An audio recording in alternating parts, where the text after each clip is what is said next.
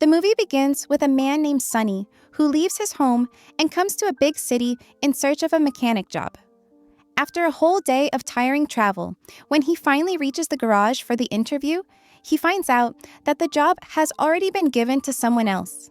This news disturbs him badly. He decides to spend the night in a hotel room, but still in his heart, he had hope that since he came to the big city, by morning, he would find some solution to his problems and also a good place to stay.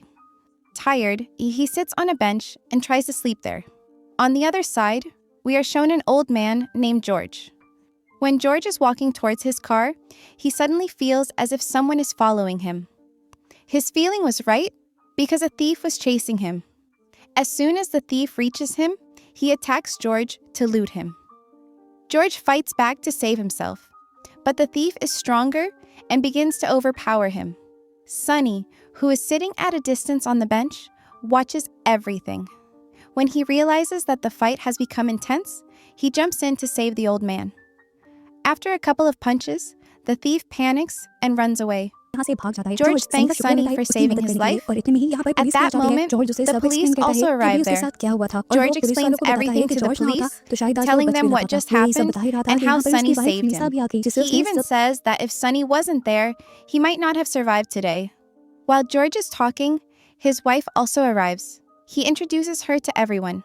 Her name is Lisa, a very beautiful young woman. Both the police officers and Sonny are surprised to see her, and a thought comes to their minds. How could such a young woman be George's wife? Anyway, George is very happy with Sonny that day. He also wants to repay Sonny for his help, so he invites Sonny to dinner at his home. During dinner, George asks Sonny about his background. Sonny tells him that he has no family, that he grew up in an orphanage, and that he came to the big city to find a job. He explains that he is basically a mechanic. He even mentions that earlier in the morning, he had an interview. But although he passed, the job was already given to another candidate before him. George, who owned his own garage, listens carefully and says, "This is actually very good that you're a mechanic. I also own a garage, and I am a mechanic myself. Why don't you start working at my garage? I'll give you a good salary and also a room to live in." Sonny's problem seems solved in one moment. What more could he want? So he immediately accepts the offer. Sonny is shown his room. But here, we also see that Lisa was not at all happy with Sonny's arrival. She says to George, "Will Sonny also be living with us now?" Her tone clearly showed she was feeling insecure about Sonny. Sonny overhears their conversation and feels very hurt. In his mind, he even thinks, "Did I make a mistake by accepting this offer?" But he pushes these thoughts aside and goes to sleep. The next morning, Sonny starts his work at the garage, determined to prove his skills to George. George appreciates his attitude. Later, George shows Sonny some unfinished projects in the garage. Among them was a very special car that George had been building for Lisa for a long time, but still had not been able to complete. Seeing this car, Sonny becomes very excited. He promises George that he will complete the car soon. Time passes, and Sonny keeps working very hard.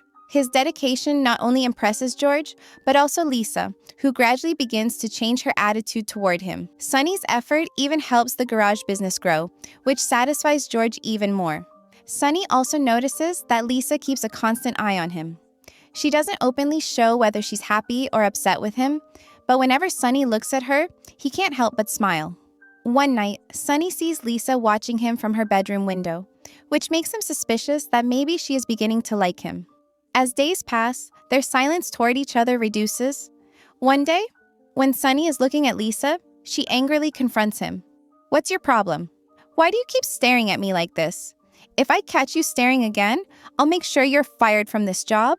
Sonny replies calmly, "I don't want to lose this job, but as long as I'm here, even looking at you won't be enough, because you are unbelievably beautiful."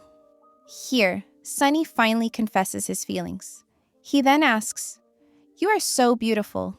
Why did you marry George, such an old man?" Lisa is shocked at his question, but doesn't answer. She simply walks away.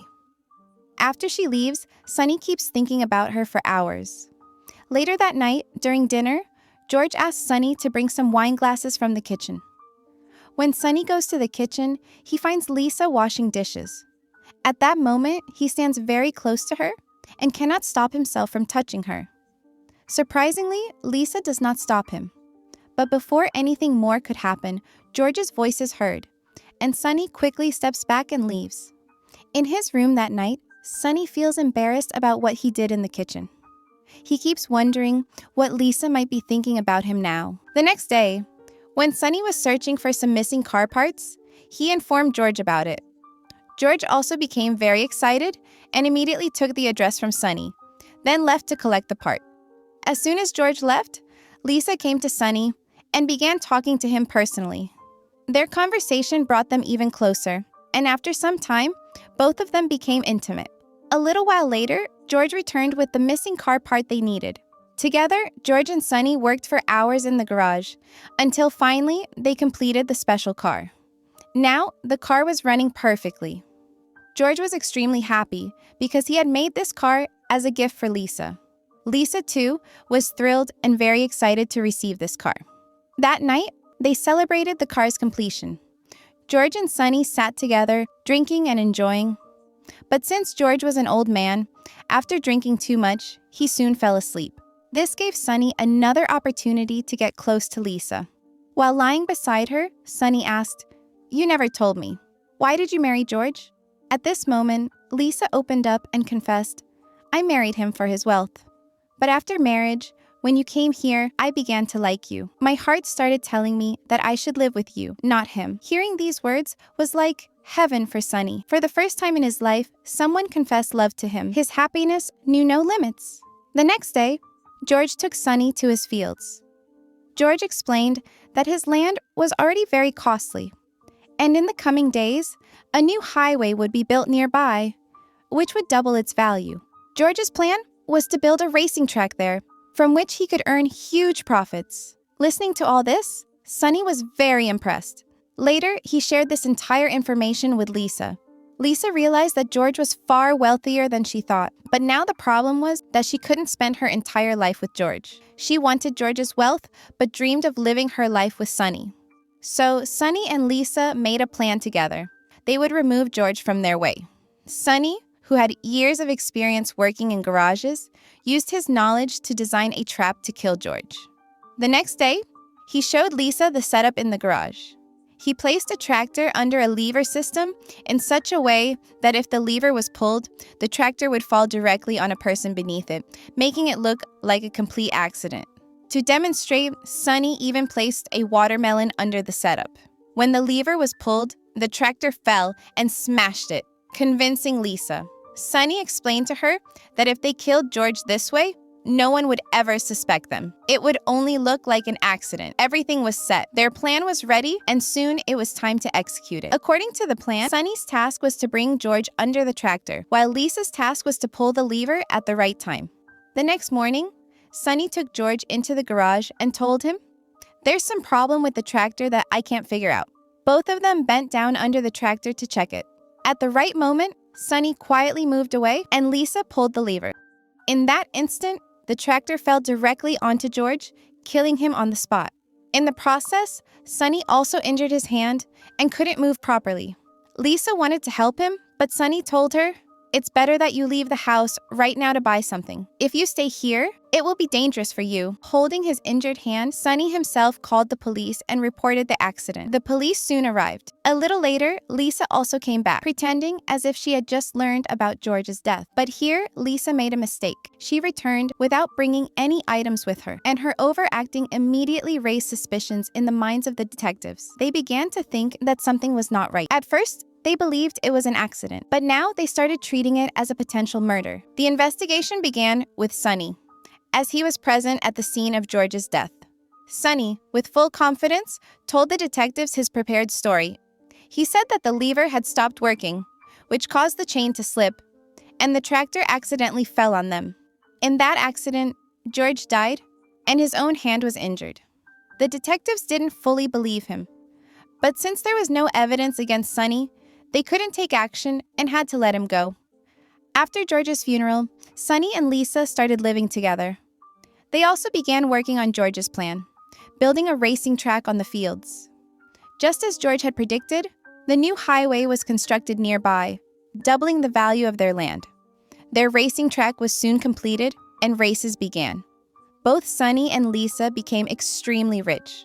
They were happy, satisfied, and living a luxurious life together. One day, Lisa gave Sunny the news that she was pregnant.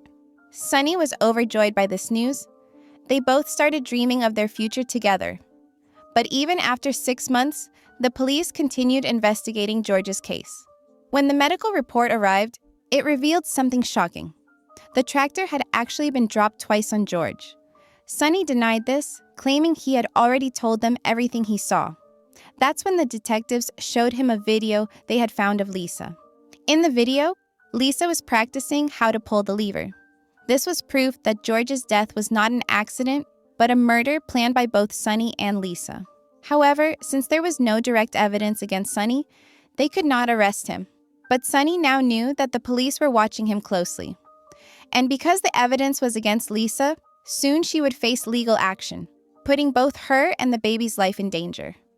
Thinking about all this, Sunny grew more and more disturbed. Lisa asked him, "Why are you so worried these days? Our baby will soon be born, and a new life will start for us." But Sunny gave her no reply. He was now consumed with guilt, realizing that he had murdered an innocent man for greed, and fear that someday the police would catch them both. Finally, Sunny decided he could not live like this anymore. He went to the police station and made a confession. He told them, "I killed George for his wealth, and now I am ready to face whatever punishment comes." But this was not the complete truth. In reality, Lisa had been equally involved, and it was she who initially made the plan to kill George. But Sunny kept her out of his confession, hoping she would raise the baby and give it a good life. The next morning, when Lisa woke up, she found a letter from Sunny. In it, he wrote, "I am sacrificing myself for you and our child. The police had already started investigating you. I knew you would be caught, so for the sake of you and our baby, I decided to take the blame. I will confess everything and take the punishment so you and the baby can live freely." But Lisa showed no sadness over Sunny's sacrifice. She didn't even shed a single tear. Instead, she continued her luxurious life, enjoying the wealth, and occasionally sent Sunny updates and pictures of the baby. Yet, there was a final twist. The baby was not Sunny's at all. The child actually belonged to the man who had attacked George at the very beginning of the movie. Lisa never truly loved Sunny either. She only used him to remove George from her way. The entire plan was made by Lisa and her real boyfriend so they could both become rich. She had never loved George or Sunny. Both men were just pawns in her game. And in the end, the movie shows Lisa living like a queen with wealth and comfort, while Sunny, trapped by the illusion of his love, spends his life suffering in prison.